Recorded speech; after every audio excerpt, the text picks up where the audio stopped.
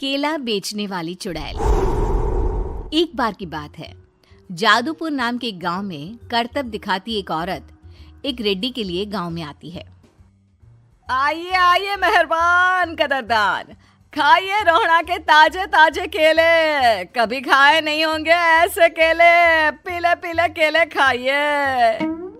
ये कहकर रोहड़ा हाथों में 4 केले लिए उन्हें सर्कल में जोर जोर से हवा में उछालती हुई करतब दिखाती है, जिसे देखकर आसपास के सारे बच्चे अपने अपने मम्मी पापा से उस औरत के पास जाने की जिद करने लग जाते हैं।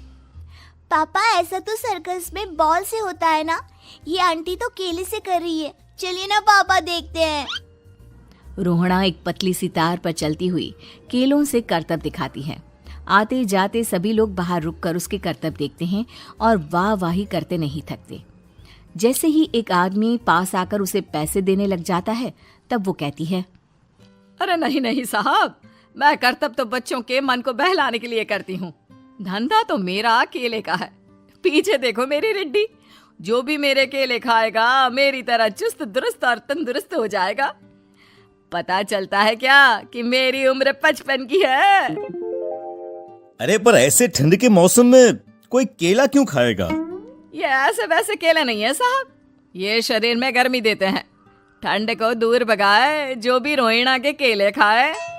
पापा, अगर मुझे केले नहीं मिले तो मैं घर नहीं जाऊंगी। तभी उसके पापा कहते हैं कि बेटा, केले ठंड में कभी गर्मी नहीं देते। ये सब कहने की बातें हैं, सामान बेचने का तरीका है इनका। पर पिंकी नहीं मानती।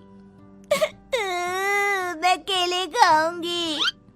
पिंकी की जिद के आगे नत्थू हार जाता है और उसे केले खरीद कर दे देता है। पिंकी खुश होकर केले घर ले आकर खाती है। अब मैं भी करतब करूंगी, कितना मजा आएगा। जादुई केले। पिंकी पहला केला खत्म भी नहीं करती कि वो बेहोश हो जाती है। दूसरे केले से एक काला धुआं आता है और रोहड़ा चुड़ैल बनकर बाहर निकल आती है।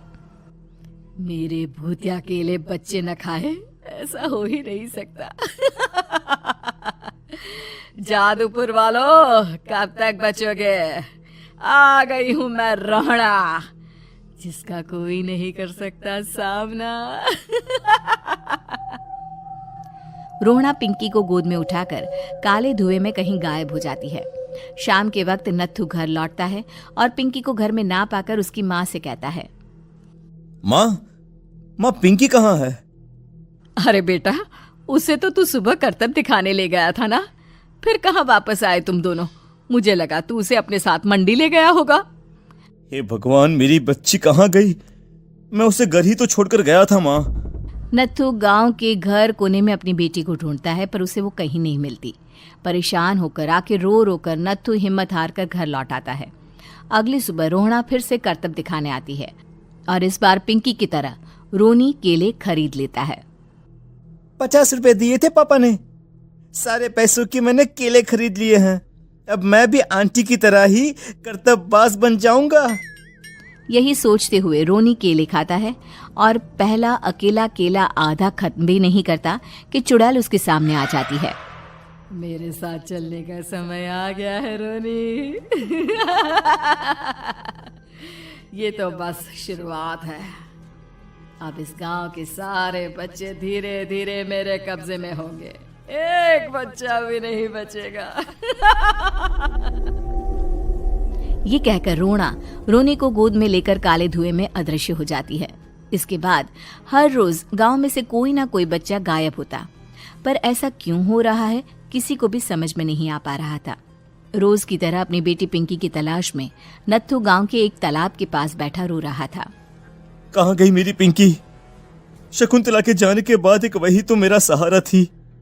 अरे उसकी आत्मा कोस रही होगी मुझे कि मैं अपनी बच्ची को संभाल भी नहीं पाया। नत्थू ये कहता हुआ रो ही रहा था कि तभी तालाब में से उसे शकुंतला की आवाज सुनाई देती है। कहाँ थी तुम शकुंतला? हमारी बच्ची और सारे गायब हुए बच्चे रोहड़ा के कब्जे में हैं। वो बच्चों को जो केले देती है उससे बच्चे बेहोश हो जाते हैं और उसके कब्जे में आ जाते हैं और वो उन्हें ले जाकर काली दुनिया में ले जाती है। पर वो ऐसा क्यों कर रही है? ये मैं नहीं जानती, पर उस दुनिया का रास्ता मैं आपको बता सकती हूँ।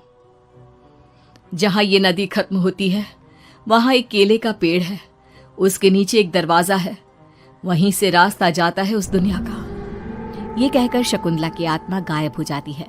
गांव के सभी लोग झुंड बनाकर उसी रास्ते से काली दुनिया में चले जाते हैं और वहां देखते हैं कि सारे बच्चे वहां काम कर रहे थे। पापा मुझे ले चलो यहाँ से। पापा पापा। सभी बच्चे अपने मम्मी पापा से लिपट जाते हैं। तो तुम लोग यहाँ तक आ गए? क्यों हमारे बच्चों को पकड़ लिया तूने? तुझे शिकार ही बनाना है तो ले, हम सब आ गए हैं, हमें खा ले। नहीं, मुझे बच्चे चाहिए। मेरे बच्चे के बदले तुम लोगों के बच्चे। क्या मतलब? मैं इसी गांव में रहने वाली एक औरत थी। केले की चोरी के इल्जाम में मेरे बेटे को गांव वालों ने इतना मारा कि वो मर गया। उसी दिन मैंने ठान लिया कि गांव वालों का भी वही हाल करूंगी। कुछ दिन बाद बेटे के चले जाने के दुख में मैं भी मर गई और मेरी भटकती आत्मा एक चुड़ैल बन गई। और फिर मैंने बदला लिया तुम सबके बच्चे छीनकर। बर्दाश्त नहीं कर पाए ना? सोचो मुझ पर क्या बीती होगी। हमें माफ कर दो रोना। पता नहीं ये किसकी गलती थी, पर हम सभी माफी मांगते हैं। हमारी खुशियां लौटा दो, तुम भी तो एक माँ हो। गांव वालों की बात सुनकर रोना का मन पिघल जाता है और वो बच्चों को छोड़ देती है। उसके बाद काली दुनिया बच्चों के लिए जादुई दुनिया बन जाती है। अब कोई भी कभी भी वहां आ जा सकता था।